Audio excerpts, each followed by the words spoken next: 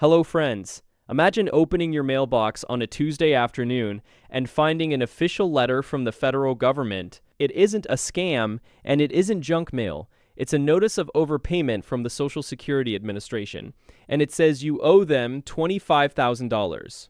It says if you don't pay it back immediately, they will start garnishing your monthly checks. Right now, the SSA is aggressively clawing back billions of dollars from innocent seniors due to the government's own mathematical errors and system lags. But what that terrifying letter doesn't clearly tell you is that you have a strict 30-day window to freeze their collection efforts and specific federal forms that can force them to forgive every single penny. I want to be perfectly clear right from the start. This isn't a warning about a phishing scam or a fake email. This is about real phishing collection letters sent by the actual Social Security Administration and your legal federal rights to fight back when their computers make a mistake. By the end of our conversation today, you will know exactly how to stop the Social Security Administration from draining your monthly check, the crucial difference between an appeal and a waiver, and the step-by-step process to force the government to legally erase the debt using Form SA-632. Stay with me until the very end, because I am also going to reveal the secret $1,000 administrative forgiveness rule, a shortcut where the SSA will actually drop the debt automatically if you know exactly what to ask for. Before we look at the first form, remember that the rules change every single year, and the government never reaches out to explain your options. Subscribers find out about these changes in time to protect their money, while others only find out after the cash is already gone. Go ahead and hit that subscribe button right now so you never miss a critical update. Let's look at how this nightmare actually begins.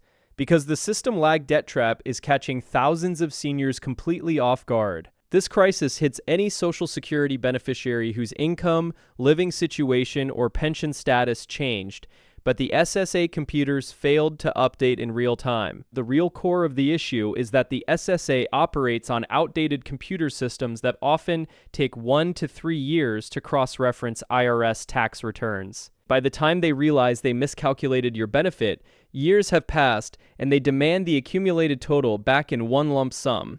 If this happens to you, here is the exact action step you need to take, completely in order. First, open the Notice of Overpayment letter. Second, locate the exact dates the SSA claims you were overpaid. Third, identify the stated reason, which will usually be listed as earnings over the limit, the windfall elimination provision, or dual entitlement. Fourth, do not immediately write a check to pay them out of panic. Consider what happened to Robert, a 68-year-old living in Texas. Robert was receiving a regular $1,800 monthly check, and he accurately reported his part-time income to the SSA just like he was supposed to. 3 years later, the SSA sent him a letter saying they forgot to process his pay stubs and had overpaid him by $300 a month for 36 months. Let's walk that math out. $300 a month multiplied by 36 months equals $10,800. The SSA demanded a check for $10,800 within 30 days. If Robert had drained his savings to pay it out of fear, he would have lost $10,800 of critical liquidity forever. Depending on your situation, this trap looks a bit different. Social Security disability insurance recipients face this most often regarding what the government calls the substantial gainful activity limit. If a disability recipient works just a few hours too many, the SSA might revoke years of past checks, creating instant debts of $40,000 or more. Retirement overpayments, on the other hand, are usually linked to the annual earnings limit. When you receive a demand for $10,000 or $20,000, the first thing the SSA threatens to do is garnish your monthly check, but a massive new rule change has restricted how much they can take from you. This brings us to the maximum recovery rate cap, which is a 10th percent clawback protection rule. This protection qualifies for any senior whose overpayment was not the result of willful fraud or criminal deception. Under recent SSA policy changes designed to stop seniors from being plunged into immediate homelessness, the default overpayment withholding rate for Social Security retirement and disability benefit is legally capped at 10% of your total monthly benefit. They can no longer automatically seize 100% of your check. To make sure this rule is being applied to your case, here are the steps you must follow. First, look at the payment information section of your overpayment notice. Second, calculate 10% of your gross monthly Social Security check. Third, if the SSA states in the letter that they will withhold more than 10%, immediately call 1-800-72-1213. Fourth, demand that the agent apply the default 10% withholding cap to your account. Let's look at Martha from Ohio to see how this changes the math. Martha is 71, her monthly check is $2,000, and she received a notice saying she owes $8,000. Under the old system, the SSA would hold 100% of her check for 4 months, leaving her with $0 to pay her rent and groceries. Under the new rule, the SSA can only take 10%, which means they take $200 a month out of her $2,000 check. Martha retains $1,800 of her check to live on. It will take 40 months to pay it off, but she avoids immediate bankruptcy and retains $7,200 in cash flow over those first 4 crucial months. If your situation involves supplemental security income, the rules are even stricter to protect you. The maximum default withholding rate for SSI is legally capped at just 10% of your countable income, which often means they can only deduct $10 or $20 a month from your payment. But why let them take 10% of your check if you don't actually owe the money at all? That brings us to your first legal weapon, which is appealing the math. This first weapon is called the Request for Reconsideration, which you file using Form SSA-561-U2. This specific appeal applies to seniors who have concrete proof that the SSA's math is completely wrong and they were never actually overpaid. You file this when the government is factually incorrect. For instance, if they accidentally counted another person's income under your Social Security number, or if they completely ignored your physical W-2 forms. You have exactly 60 days from the date of the notice to file this appeal. Here is how you execute this action, step by step. First, download Form SSA-561 from ssa.gov. Second, check the box that says, I do not agree with the overpayment. Third, attach your physical proof, such as your tax returns, W-2s, or pension statements. Fourth, submit the completed packet to your local field office, and make sure you get a physical date-stamped receipt from the clerk. Let's look at John, a 66-year-old living in Florida. John received an $8,000 overpayment notice because the SSA claimed he earned $50,000 last year. John actually only earned $15,000, but his former employer made a major typo on his W-2 form. By filing Form 561 alongside a corrected W-2C from his boss, John forced the SSA to investigate the discrepancy. 3 months later, they ruled in his favor. His debt dropped from $8,000 down to $0. John saved $8,000 purely by proving the government's computer was fed bad data. Now keep this situational variation in mind. If you miss that 60-day window, you legally lose the right to fight the math of the overpayment entirely, unless you can prove what the agency calls good cause for missing the deadline, such as being hospitalized or incapacitated during those 2 months. However, what if the SSA is actually right? What if their math is correct and you actually were overpaid by accident? That is when you deploy the most powerful form in the entire system, the forgiveness loophole. This is Form SSA-632-BK, officially known as the Request for Waiver of Recovery. This loophole qualifies for anyone who was factually overpaid, but it was absolutely not their fault, and paying that money back would cause them a severe financial hardship. By filing this form, you are telling the government, yes, you gave me too much money, but you messed up. I spent it on my basic living expenses, and taking it back now will completely ruin me. Unlike the math appeal, there is no time limit to file a waiver. You can file it years after the debt was established. To use this strategy, you must follow these steps in order. First, download the comprehensive 16-page Form SSA-632. Second, skip the math appeal entirely since you agree the numbers are technically right and go straight to this waiver. Third, answer the detailed questions proving you did not hide any information from the agency. Fourth, meticulously detail your monthly bills, including your rent, food, and medicine to prove you need every penny of your full check. Let's look at the math for Susan, a 72-year-old widow in Michigan. Due to a major computer glitch, the SSA accidentally paid Susan both her own monthly retirement benefit and her deceased husband's full survivor benefit at the same time. This mistake overpaid her by $15,000 over the course of 4 years. Because Susan's monthly income is exactly equal to her baseline living expenses, she filed the SSA-632 waiver. She proved it was a pure clerical error on the government's part and that she had zero excess cash left over at the end of the month. The SSA approved her waiver, and the $15,000 debt was permanently, legally erased. She paid $0. As a situation variation, remember that an appeal says you are wrong, while a waiver says you are right, but you must forgive it. If you are completely unsure whether their math is right or wrong, you can actually file both forms at the exact same time, ensuring you are legally protected from all angles. To successfully win that waiver, you must pass 2 extremely strict legal tests. The first test is all about innocence, and it is known as the without fault test. This step qualifies for any senior filing the waiver form, and it requires you to prove government error. By federal law, the SSA cannot grant a waiver unless you prove you are completely without fault in causing the debt. This means you did not make incorrect statements, you did not hide critical information, and you reasonably believe the checks you received were 100% correct. Here is how you pass this test, step by step. First, gather any letters, faxes, or certified mail receipts showing you previously tried to update your records with the agency.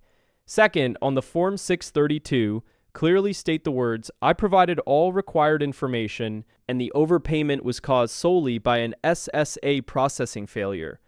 Third, explain in plain language that you are not a Social Security expert and that you naturally assumed the federal government's calculation was accurate. Think about David, a 65-year-old in Nevada.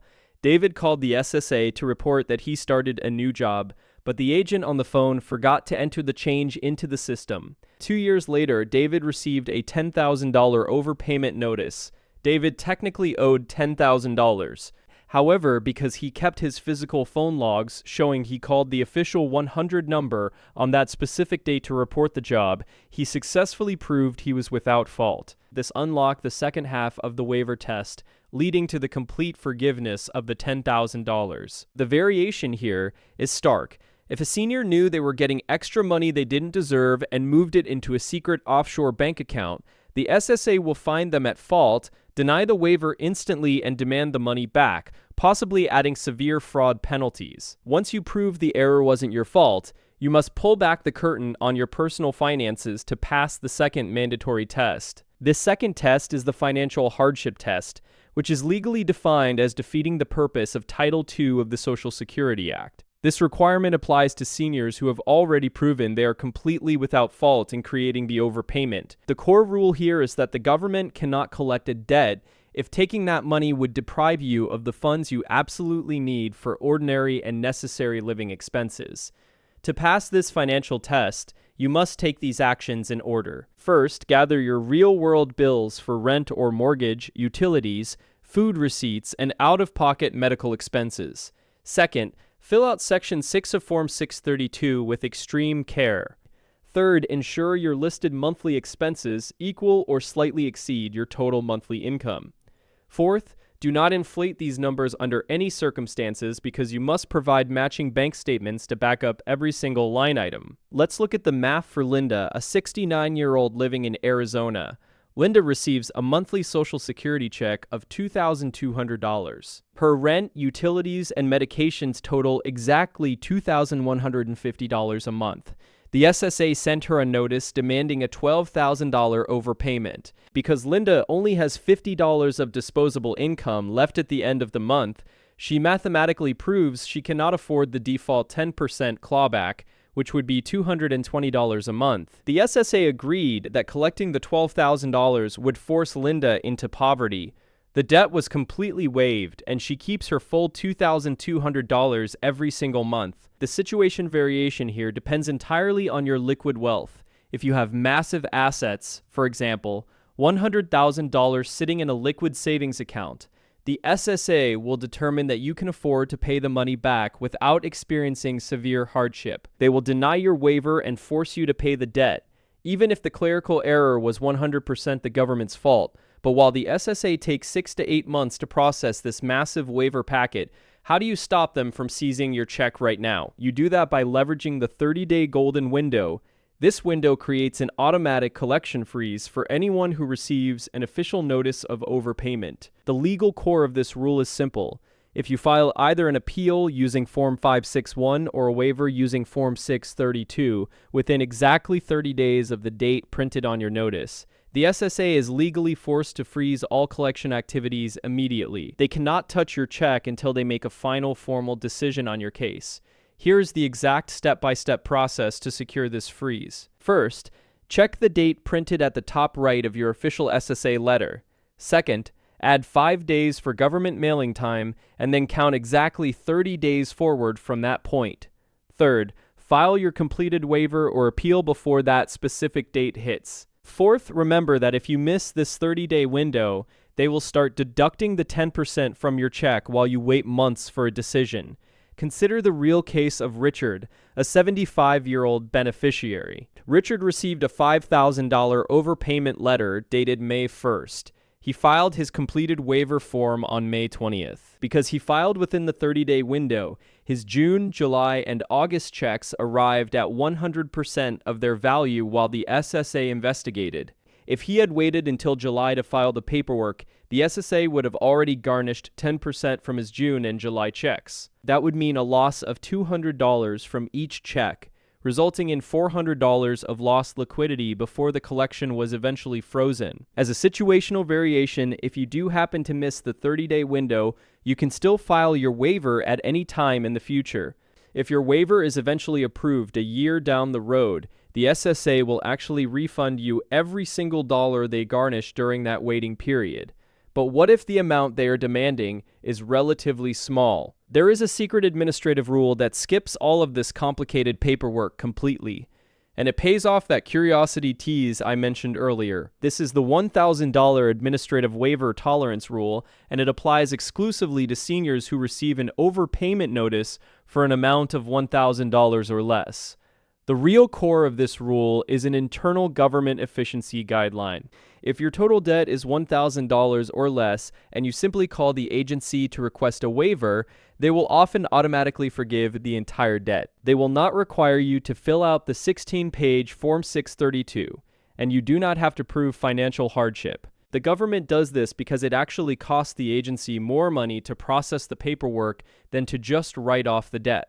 To claim this automatic write-off, follow these steps. First, verify on your letter that the total overpayment amount listed is exactly $1,000.00 or less. Second, call the SSA at 1 People, 7 Bucks Field, 1213, or visit your local field office in person. Third, say these exact words to the agent.